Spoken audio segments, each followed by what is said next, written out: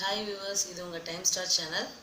நம்ம சேனலில் TNPSC group 4க்கு தேவையான மெட்டீரியல்ஸ் எல்லாம் வீடியோவாக அப்லோட் பண்ணிகிட்ருக்கோம்.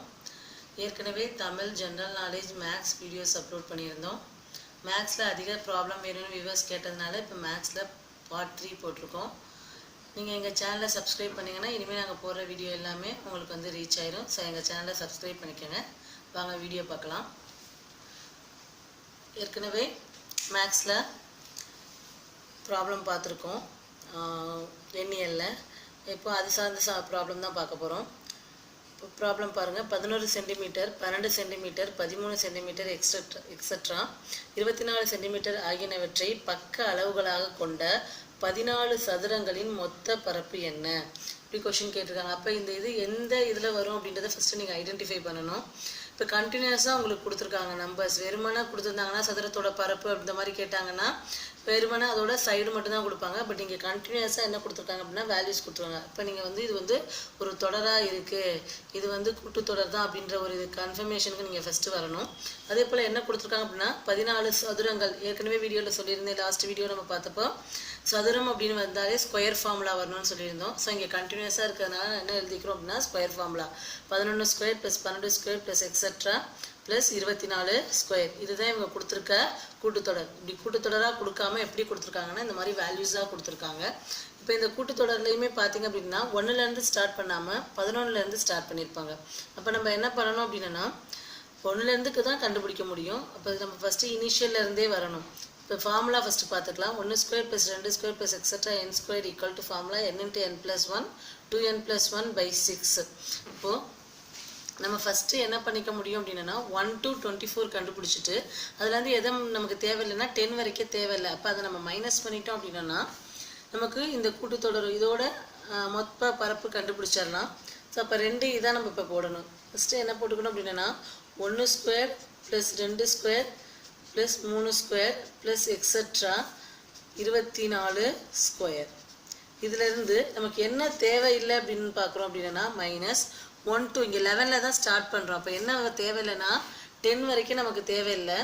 So -1 square plus 2 square plus etcetera plus 10 square.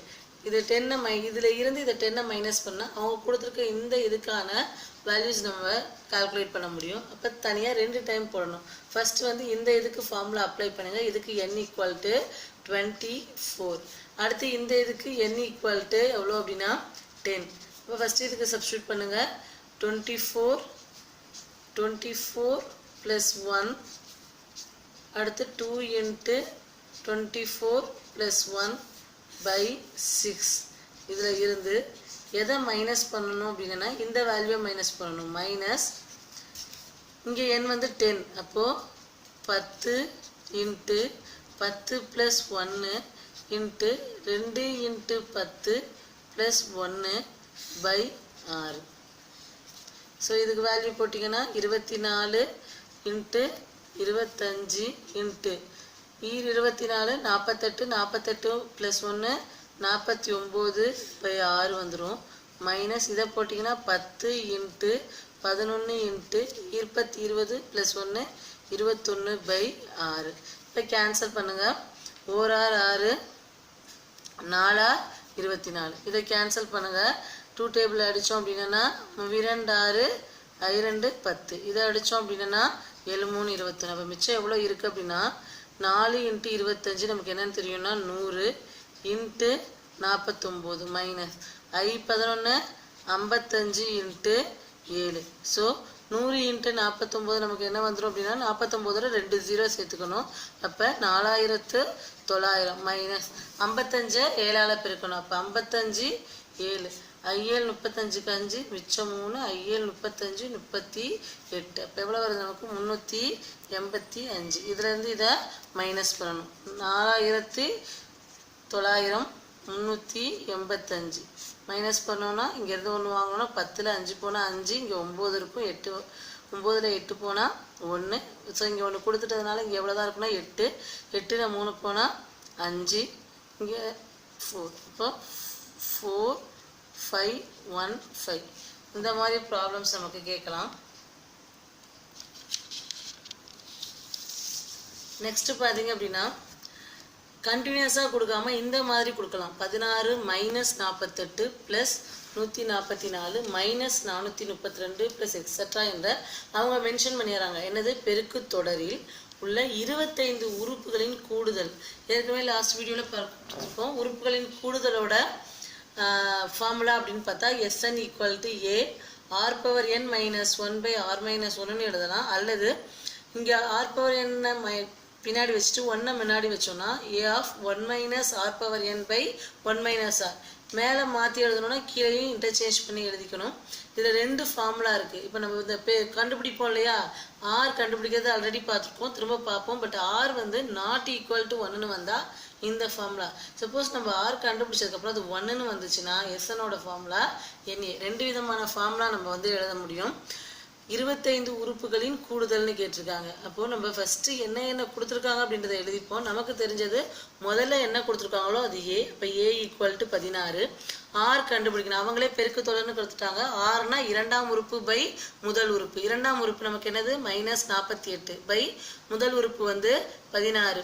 இதுக்கான ஃபார்முலாலாம் லாஸ்ட் வீடியோவில் வந்து அப்லோட் பண்ணியிருக்கோம், அதை பார்த்துக்கோங்க. -48/16 அடிச்சோன்னா 3 வந்துடும். அப்போ என்ன வந்திருக்கு? ஆர் = -3. ஃபார்முலா என்ன சொன்னோன்னா ஈக்குவல் டு 1 இருந்தால் இந்த ஃபார்முலா அப்ளை பண்ணிக்கலாம். இஸ் நாட் ஈக்குவல் டு 1, அது ப்ளஸில் வந்தாலும் சரி மைனஸில் வந்தாலும் சரி நம்ம எந்த ஃபார்முலா தான் எடுத்துக்கணும்னா இந்த ஃபார்முலா தான் எடுத்துக்கணும். So Sn = A × r⁻n - 1/r - 1. So இங்கே ஏ தெரியும், ஆர் தெரியும். என் வந்து எவ்வளோ கேட்டிருக்காங்க அப்படின்னா 25 உறுப்புகள்னு கொடுத்துருக்காங்க. அப்போ என்னோட வேல்யூ வந்து எவ்வளோ அப்படின்னா 25. சப்ஸ்டியூட் பண்ணுங்கள். எஸ் 25, அதாவது 25 உறுப்புகளின் கூடுதல் = ஏவோட மதிப்பு 16. ஆர்ன்றது நமக்கு என்ன அப்படின்னா -3. ஸோ -3 பவர் n எவ்வளோ வந்திருக்குன்னா 25. இங்கே என்ன வந்திருக்குன்னா -1 பை r - 1 அப்படின்றப்போ -3 -1. ஸோ என்ன வந்துடும்னா 16. இங்கே மைனஸ் இருக்குது, காமனாக வெளியில் வேணால் எடுத்துக்கலாம். ஸோ மைனஸை வெளியில் எடுத்துட்டோன்னா என்ன வந்துடும்னா 3/25 + 1ன்னு வந்துடும். -3 -1 என்ன வரும்னா -4. இந்த மைனஸ்க்கு மைனஸ் அடிச்சுக்கலாம். 1 நாள் 4 4 14. ஸோ எவ்வளோ வரும்னா 4 3/25 + 1. இந்த சம்மை பார்த்தீங்க அப்படின்னா 3 பவரில் 25 இருக்குது. அப்படின்னா என்னென்னா 3 வந்து 25 தடவை போட்டு மல்டிப்ளை பண்ணணும். இந்த மாதிரி ப்ராப்ளம் கொடுத்தாங்கன்னா கண்டிப்பாக என்ன கொடுக்க மாட்டாங்க அப்படின்னா ஃபைனல் ஆன்சர் இந்த ஃபார்மேட்டில் தான் கொடுப்பாங்க. அதாவது 3/25 அப்படின்னே விட்டுரும். அது 10க்கு மேலே போயிட்டாலே நம்மளால் ஒர்க் அவுட் பண்ணுறது கொஞ்சம் கஷ்டன்றதுனால இந்த மாதிரி குரூப் 4 எக்ஸாமில் பவர் 10க்கு மேலே போயிட்டாலே ஃபைனல் ஆன்சர் இந்த மாதிரி தான் கன்சாலிடேட் பண்ணி கொடுக்க மாட்டாங்க. ஃபைனல் ஆன்சர் இப்படியே வச்சுக்கலாம். இந்த மாதிரி தான் கேட்டிருந்தாங்க. ஸோ இப்படி தான் இருக்கும் ஃபைனல் ஆன்சர். இப்போ நம்ம போடணும்னா போடலாம். 3 வந்து 25 தடவை போடணும், அதுக்கு நமக்கு டைம் இருக்காது. அது இல்லாமல் குரூப் 4 எக்ஸாமில் அந்த மாதிரி ஆன்சர் கொடுக்க மாட்டாங்க. நெக்ஸ்ட்டு பார்த்தீங்க அப்படின்னா 3, 6, 9 என்ற தொடரில் 30ஆம் உறுப்பு என்ன? அவங்க என்ன கொடுத்துருக்காங்கன்னா தொடர்ன்னு தான் கொடுத்துருக்காங்க. அப்போ இது கூட்டுத்தொடரா அல்லது பெருக்கு தொடரான்னு நமக்கு தெரியாது. ஸோ நம்ம கூட்டுத்தொடரா பெருக்கு தொடரான்னு ஃபஸ்ட்டு கண்டுபிடிக்கணும். முதல் உறுப்புகள் ரெண்டுலேயுமே முதல் உறுப்பு என்னன்னு தான் போட போகிறோம். A = 3. அப்போ கூட்டுத்தொடர் அப்படின்னா நம்ம இப்போ வித்தியாசம் டீன்னு கண்டுபிடிப்போம். D = 6 - 3 = 3ன்னு வந்துருச்சு. இது பெருக்கு தொடர்னு உங்களுக்கு ஒரு டவுட் வந்துச்சு அப்படின்னா இந்த உறுப்பையும் பண்ணால் 3 வரும். பட் 9ஐயும் 6ஐயும் பண்ணோம்னா நமக்கு என்ன வராதுன்னா 9/6 வந்து 3 வராது. ஸோ 1 பாயிண்டில் வரும். அப்போ என்னன்னா இது வந்து பெருக்கு தொடர் கிடையாது, கூட்டுத்தொடர். ஸோ இந்த மாதிரி சம் கொடுத்து அவங்க இது வந்து கூட்டுத்தொடர் பெருக்கு தொடர் அப்படின்னு கொடுக்காம இருந்தாங்கன்னா நீங்களாக கண்டுபிடிக்கணும் அது கூட்டுத்தொடரா பெருக்கு தொடரா. ஃபஸ்ட்டு உறுப்பை வச்சு அது முதல் உறுப்பு ஏ எழுதிடுவீங்க. பட் அதுக்கு அடுத்த உறுப்புக்கும் முதல் உறுப்புக்கும் உள்ள வித்தியாசம், 3வது உறுப்புக்கும் 2வது உறுப்புக்குள்ள வித்தியாசம் இங்கே 1 வருது. அப்போ இது வந்து என்ன அப்படின்னா ஒரு கூட்டுத்தொடராகும். அப்போ இங்கே என்ன கேட்டிருக்காங்கன்னா 30ஆம் உறுப்பு. இப்போ கூட்டுத்தொடரில் 30ஆம் உறுப்புனா formula T 30 = A + n - 1 × D. நம்ம இங்கே எல்லா வேல்யூவும் தெரியும். ஸோ n = எவ்வளோ அப்படின்னா 30. சப்ஸ்டியூட் பண்ணுங்கள். ஏக்கு பதிலாக 3 + n-க்கு பதிலாக 30 - 1. D எவ்வளோ வந்திருக்குன்னா 3. ஸோ 3 + 30லேருந்து 1 போணுச்சுன்னா 29 × 3. 29 3 தடவை போடுங்க. 9 27 7 மிச்சம் 2 23 6 6 2 8. ஸோ 3 + 87 ஆன்சர் வந்து 90. அடுத்த சம் பார்த்தீங்கன்னா 15 கிரிக்கெட் வீரர்கள் கொண்ட ஒரு குழுவில் 11 பேரை எத்தனை வழிகளில் தேர்வு செய்யலாம்? இந்த மாதிரி கொஷின்ஸ் வந்து எக்ஸாமில் கேட்குறதுக்கு சான்ஸ் அதிகமாகவே இருக்குது. இப்போ பார்த்தீங்க அப்படின்னா 15 பேரில் 11 பேரை செலக்ட் பண்ணலாம். இப்போ அது எப்படி எழுதிக்கலாம்னா 15C11. இப்போ இதை வந்து எப்படி எழுதுனா 15 பேரை செலக்ட் பண்ணிட்டாங்கன்னா மிச்சம் 14 பேர், ஒருத்தரை செலக்ட் பண்ணிட்டா மிச்சம் 14 பேர், அதுக்கு அடுத்து வந்து 13, அப்படியே போய்கிட்டே இருக்கும் எது வரைக்கும் அன்டில் 11 பேரை செலக்ட் பண்ணுறதுக்கு. அதுக்கு ஷார்ட்கட்டாக என்ன பண்ணலாம் அப்படின்னா 15லேருந்து 11 கழிச்சோன்னா 4. இப்போ 15C14 இதுவும் ஈக்குவலாக தான் இருக்கும், இது ஃபார்முலா தான். ஸோ இப்போ என்ன பண்ணலாம் அப்படின்னா 15லேருந்து 1 1 கழிச்சிட்டு எத்தனை இது வரைக்கும்னா 4 இது வரைக்கும் போடணும். இப்போ 15 1 கழிச்சோன்னா 14, அதாவது n-1 n-2 n-3 13 × 12 எத்தனை போட்டிருக்கோம் 4 வரைக்கும். அப்போ 1 × 2 × 3 × 4 அந்த n ஃபேக்டோரியல் அந்த மாதிரி வருது. ஸோ இப்போ இதை கேன்சல் பண்ணோம் அப்படின்னா ரெண்டாவது வைப்பாடு அடிச்சோன்னா 2 7 2 14. அதே போல் 4 இதை அடித்தோன்னா 1 4 4 3 4 12 3 அடித்தோம் அப்படின்னா கேன்சல் ரிமைனிங். அப்போ என்ன இருக்குன்னா 15 × 7 × 13 15 7 பெருக்குன்னா 105, அதோட 13 பெருக்குங்க 3 5 15க்கு 5 மிச்சம் 1 5 1 3 3 4 5 5 0 1. ஸோ இதை கூட்டோன்னா 5 6 3 1. அப்போ ஆன்சர் வந்து 1 3 6 5. இத்தனை வழிகளில் வந்து 11 பேரை செலக்ட் பண்ணலாம். அடுத்து பார்த்தீங்க அப்படின்னா கீழ்கண்ட படத்தில் உள்ள முக்கோணத்தின் எண்ணிக்கை யாதுன்னு கேட்டிருக்காங்க. இதுவும் கிட்டத்தட்ட இந்த பேட்டர்ன் தான்.